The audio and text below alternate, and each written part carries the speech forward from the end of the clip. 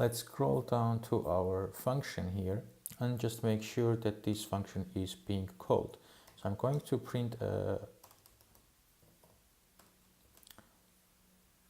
test here, and let's see if this is being called.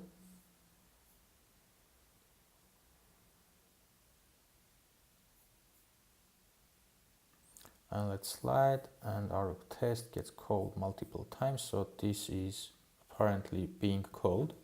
And then we have our other function. So if we jump to this update page controller, and we can clearly see why our page control doesn't get updated, because in this function we are not doing anything yet. We forgot to write our code.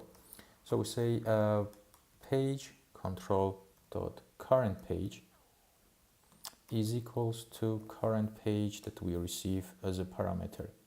So if I rerun my application, we should be able to see that our page control update is working. So see, every time I'm sliding, we get our page control updated, and this works as back and forth.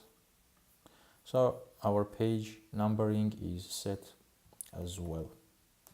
Then let's scroll up, and in our view lifecycle, I want to put another function, view will disappear.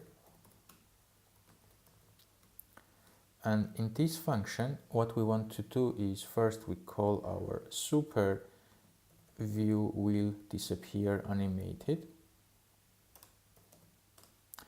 And then we want to stop our location manager. So since our view is disappearing, there is no reason to keep updating our location.